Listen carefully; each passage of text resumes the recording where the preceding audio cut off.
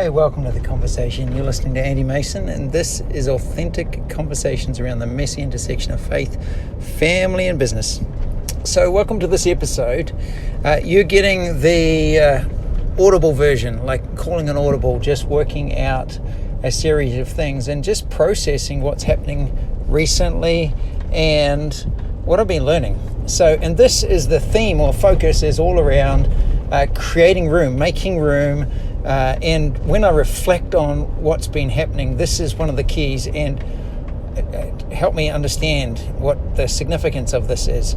So a couple of things, and then what happened last week, and my take-home challenge or learning outcome that I want for you is, where in your life do you need to make room for the King?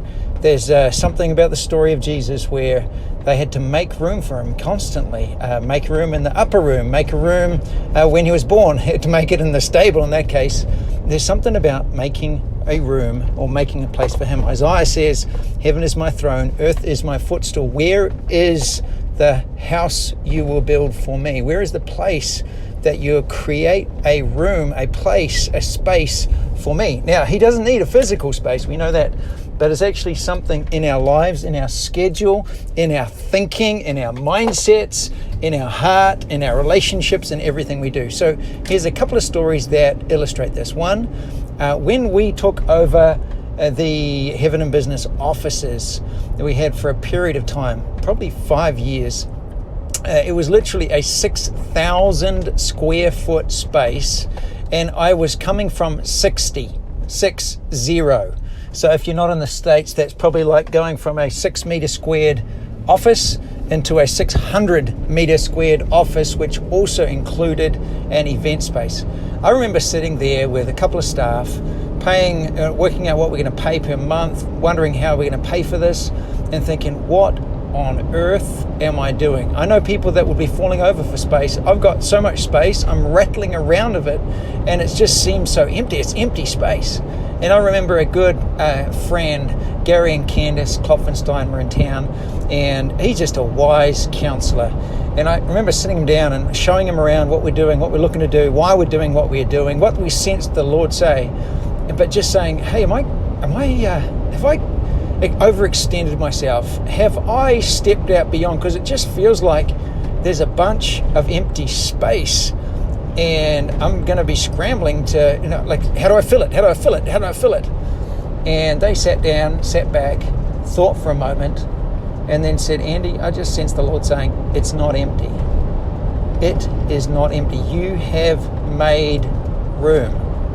Now, history would say that was spot on and so encouraging, and not only did it work, but we created and facilitated so many things in that space for that season and time. But fast forward to last week. Last week we had a Heaven and Business executive retreat.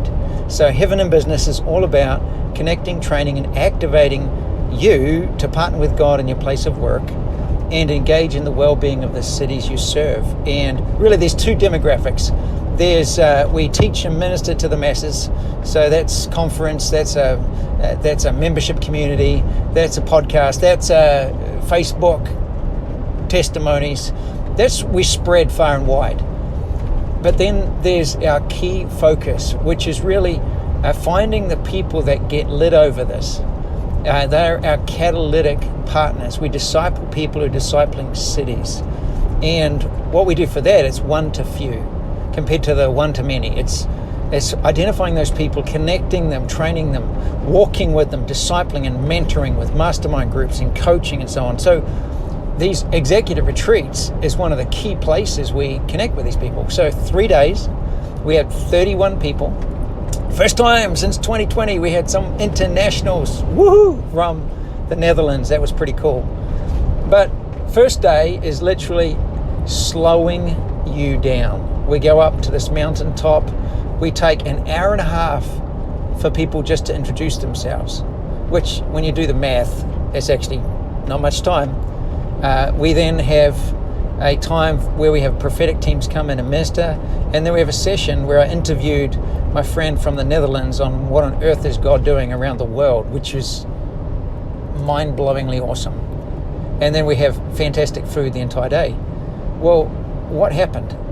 We slowing down and creating space for people to engage.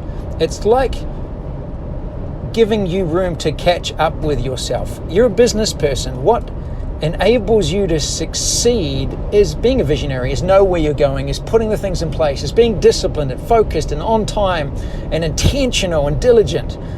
And often I find with people like you and me, we get ahead of ourselves. It's interesting, segue, the story of Joshua. When Joshua is going into the promised land, and it's finally after 40 years in the wilderness, they've been sharpening their swords, ready to get what's theirs. And it's been a long time coming. And finally, they know exactly where they are. They can see the river Jordan, and clearly over the Jordan is where they're headed. And then the angel says to Joshua, hey Joshua, I want you to put the Ark of the Covenant in front of you. That's a symbol of the presence of God. And then keep 1,000 cubits. I'm not sure what the distance is, but fair distance between you and the Ark as you follow, because you have not been this way before. What's the point? I can see where the Ark is. I can see where the location of the place we're going is. So you just draw a straight line, and I'm just going to run there and I'll wait for you to catch up. That's what we do so often with God, and we get ahead of ourselves. Whether things are working well and we run, or we just get into hustle and we just miss God. The importance of slowing down and creating room for Him to move, creating room for yourself, creating room for your thoughts, being still and knowing God. And that's what we did up the first day. We never know what's going to happen, and the reality is it's a nice location, but unless God shows up, it's kind of just an empty program. But what happened within the first 30 minutes, there's people starting to share about, these are business leaders like you and me, share about vulnerable addictions and getting free and what's happening in their marriage and their family and their business and up and down through COVID. It set the scene. By the end of day one, people are saying, I got what I came for. We go through day two, which was a session with me unpacking some of my own personal constraints and how I got free from that, and some things I've set up around my life to help me. And then I interviewed Chris Valentin, which we're going to give you access to that next week, just as a quick bonus for you, on leadership culture and identity. And then all afternoon, they've got individual counseling appointments, every single one of them. And in the evening, this was a highlight for me. So now just backtrack a little bit. Over the probably 8 years we've been doing these, I used to pack, 8 a.m. till 5 p.m. because I want to deliver value. The more and more I'm doing these, I'm learning, create space to connect, to dialogue, to interact, to engage, create space for God to move. Create space so that you have a schedule, but you can adjust at any moment. And so literally the entire afternoon was blocked out for people to get their personal counseling sessions and then just have free time to engage, walk, get out in nature, go to the prayer house, do something that you don't normally do. And a bunch of people did that. And then in the evening, we have what we call an encounter session, which was literally in our home, which historically would look like 30 people in a room, spread around, couches, cushions, on the carpet, and we'll invite a minister, or we'll do that ourselves, and we'll lead people through an experience of God that they may not have experienced before, whether that's words of knowledge and prophetic, whether that's just being overwhelmed by His presence. We do that, but this time we felt to do something different. And the whole idea is, how do we create an environment where the most natural and normal thing for you is to walk with God, to experience Him. It's not an event, it's not a meeting, it's not a quiet time, it's a life. So how do we model and create this in life So what we did is we didn't set up anything fancy, flashy, no fancy candles or lights or dimmed music or whatever it is. We literally had different areas of our home that we themed in different things. We've got a balcony or a porch, and that was called Welcome Home. If you're going to sit on the porch, you can go there whenever you want, and there's this scripture is you're no longer foreigners and aliens, you're members of God's household, you're citizens of God's country. So the question was, what does that mean for you with what you have access to with God and with life? And in brackets, we kind of had to clarify, no, this doesn't give you access to our house unless you want to buy it. No, but what does it mean for your life to have full access with God? So there's space at the front. We created a dessert bar where my team put together all these delightful desserts and themed it childlike delight. What does that give access to? Where do you need to regain childlike delight and wonder? Nothing like sugar to help you with that. We had a fire pit outside, and that literally is, in the States we have things called s'mores, which is graham cracker, chocolate and marshmallow that's been melted over a fire, and you put that in and it's gooey and sticky and sweet and just delightfully dangerous. So we had the fire pit and we called it There's S'more. I know that's cheesy, but there's always more. So tell stories of what you've seen God do. And then we had a drink station with coffee and hot chocolate and juice and whatever may have been there. And that was all about, where do you need refreshing in your life? Where do you need to ask someone to pray for you or to offer to pray for someone? And then we had our living area, and I'd put some of our Bibles are lying around at strategic locations like Psalm 91 and Psalm 139. And it was just literally, where do you need to hear God speak to you today? Sit down and take time with him. Create room. Make him room. So we had that, and then we had the living area, a big lounge. It's carpeted, and we call that the recreation room. And so that was a healing station. So if you wanted healing, you go over there and ask anybody to pray for you. It's not the minister, it's everybody. You got Christ in you. And then there's another station where we called it the identity. We just had a worksheet to walk through where actually you're exposing the lies, and then write down the lies, take them out to the fire pit, burn them out there, and then ask Jesus, what's the truth? And then on our dining table, yes, we do have a big house, we had a whole heap of children's colouring books, and people got to use crowns and coloured pencils and coloured pens to draw and do puzzles, which again is just restoring play. And then we just let it go. And I was a bit nervous. Are people going to work it out? Are they going to know what to do? But it was amazing. What did I do? Here's the theme. We created room and space. By itself, it's just weird. But when God shows up, anything can happen, and anything did happen. Simultaneously, we had people out the front sitting on a swing porch chair reading the book of Ephesians, hearing God by themselves. We had people out the back around the fire pit, rowdy, like loud, laughing and telling stories and inspiring one another. We had people around the drink station just praying for one another and just enjoying one another's company. We had people sitting at the dining table, a 70-year-old who said for the first time in his life, he gave himself permission to play and heard God say, hey, you've been recycling your pain for too long. It's time to release it. Who prayed for him? Nobody. How did that happen? As he was colouring in a colouring book as a 70-year-old.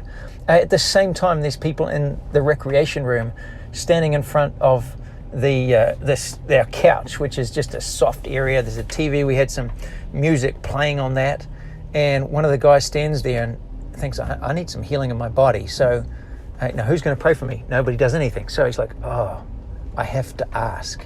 So he asks someone, would you be willing to pray for me? Sure enough, they said, sure. A few others gather around. Now, this is not my team.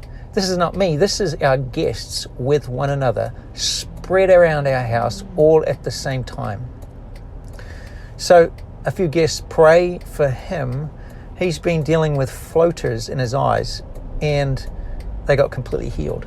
Carried on to his arthritis, and the arthritic pain in his joints reduced. It's not fully healed yet, but that was pretty exciting. And then somebody else said, I need prayer as well. And then another one, I need prayer. And they started to go one by one, praying for each other. Then one of them sits down and says, I need to confess some sin. I mean, who does that? Who does that? No prompting, no request, but starting to confess to one another areas in their lives that have been constraints and breakthrough and getting freedom. It was profound. What did I learn? Andy, you've got to create him room. God wants to do so much more in your life, around your life, through your life, over your life, if you will create the space and trust him to fill it. There's a story in the Old Testament of Samuel who says to King Saul, wait for 7 days and then I will come and we'll get you guys lit up and go into battle. Well, it gets to the 7th day and Samuel hasn't turned up. So rather than waiting till the end of the day, Saul's like, well, I am scared of the people, of what they will do, what they will say. I'm fear of missing out. So he initiates it himself and sabotages the entire process because he did not wait on God. They that wait on God, that create him room, create space, they shall renew their strength. They rise on wings as eagles. They run and not grow weary. They walk and not faint. What's the point? If you're listening to this and you're still listening, it's probably because you're anxious, you're uptight, you're so focused, you're so busy because you've allowed life to dictate to you rather than you managing life. It's time to create him room. How do you do that? Well, real practical. You go into your schedule and you choose your schedule. Don't have someone else choose it for you. Set the time that's important for you. If you say, well, I can't do that. I was like, what? Are you in prison? Even in prison, you have time to yourself. There's always ways to make it happen. If you don't, just pray with me. Holy Spirit, I recognize right now that I have gotten too busy, too full, tried to stuff too much in my day, really because I don't trust you and I'm afraid of missing out. I ask for your grace to help me to adjust my schedule, to adjust my life, to slow myself down, to actually put back into my life rest, room for you to move, room to reflect, room to actually engage and connect and actually facilitate dialogue rather than a monologue. Lord, I invite you into that. I trust this has been helpful for you. I didn't even talk about what happened on the third day. If you want to find out, you can check out heavenandbusiness.com and check out an upcoming retreat. It's truly fun and we're starting to do those all over the country. Check that out. Another great resource for you is a book called The Ruthless Elimination of Hurry by John Mark Comas. Again, it's straight down the same line of what we're doing is create room. Don't just create room for more activity, create room for God in your life, for people, for that which is really, really important. So bless your week. Have a wonderful, wonderful week, and we'll catch you again this time next week.